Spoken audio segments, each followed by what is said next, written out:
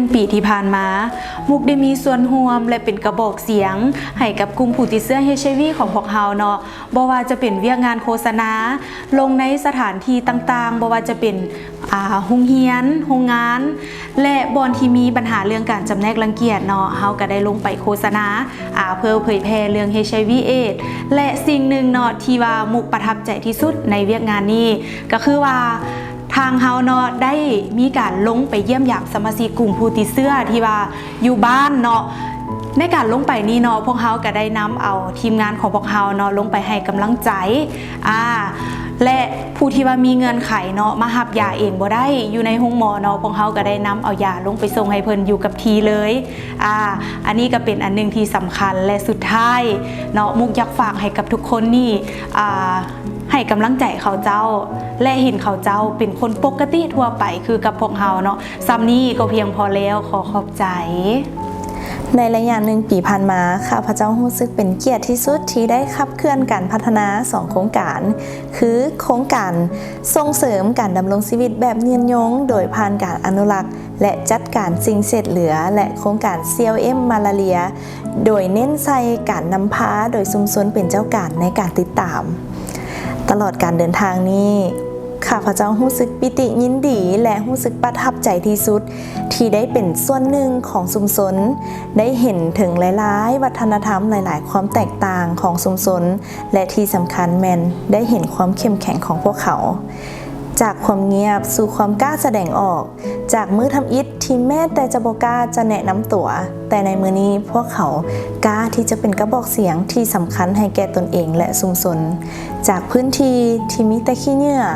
ไปสู่พื้นที่ที่สวยสดงดงามและชุมชนร่วมกันใส่ใจเรื่องการจัดการสิ่งเศษเหลือซึ่งความสำเร็จทั้งหมดนี้จะเกิดขึ้นบ่ได้ถ้าขาดการสนับสนุนจากผู้ให้ทุนและภาคส่วนรัฐบาลข้าพเจ้าขอขอบใจมายังผู้ให้ทุนและผู้ร่วมงานทุกภาคส่วนที่มีความไว้วางใจต่อกับพวกเฮาและสนับสนุนพวกเฮาตลอดมาและขอขอบใจมายังภาคส่วนรัฐบาลทุกๆภาคส่วนที่ซี้นำพาและร่วมนำพาการพัฒนาในครั้งนี้ข้าพเจ้าเชื่อแน่ว่าพวกเขาจะเดินทางในเส้นทางของการพัฒนาร่วมกันอีกต่อไปในรายงาน1 ปีที่ผ่านมาค่อยเองได้ให้การช่วยเหลือกลุ่มผู้ที่อยู่ร่วมกับเชื้อในหลายกิจกรรมซึ่งกิจกรรมทำอีกที่ค่อยได้จะต้องปฏิบัติก็คือติดตามคนเจ็บขันบ้าน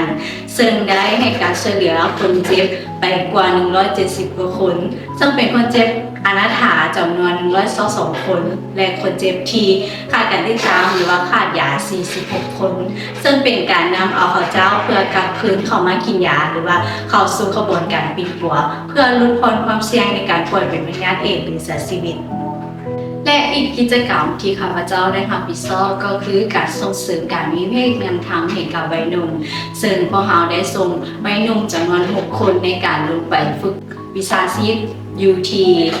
สถานที่ประกอบการแล้วซึ่งว่าสาขาอาชีพที่น้องๆได้เลือกมี2วิชาชีพด้วยกันก็คือตัดผมแล้วก็เสริมสวยซึ่งความคาดหวังของน้องๆก็คืออยากเปิดห้างเสริมสวยนะคะตัดผมเป็นของตัวเองและกิจกรรมสุดท้ายที่ข้าพเจ้าได้รับผิดชอบก็คือกิจกรรมในการส่งเสริมอาชีพในการค้ำเสบียงอาหารให้กับกลุ่มผู้ที่อยู่ร่วมกับเชื้อโดยพวกเราได้มอบก้อนเบ้าเฮ็ดให้จำนวน5 ครอบครัวละ100 เบ้าในการส่งเสริมวิชาชีพและการเป็นการค้ำเสบียงอาหารภายในครัวเรือนและความประทับใจที่ค่อยได้มาเฮ็ดเวียกงานช่วยเหลือกลุ่มคนเหล่านี้ก็คือได้เห็นบรรดารอยยิ้มการเปลี่ยนแปลงในการใช้ชีวิตของเขาเจ้าที่ว่าดีขึ้นสุขภาพแข็งแรงขึ้นเศรษฐกิจครอบครัวกับเจ้าดีขึ้นนี่คือสิ่งที่ค่อยประทับใจและได้ให้การช่วยเหลือเขาเจ้า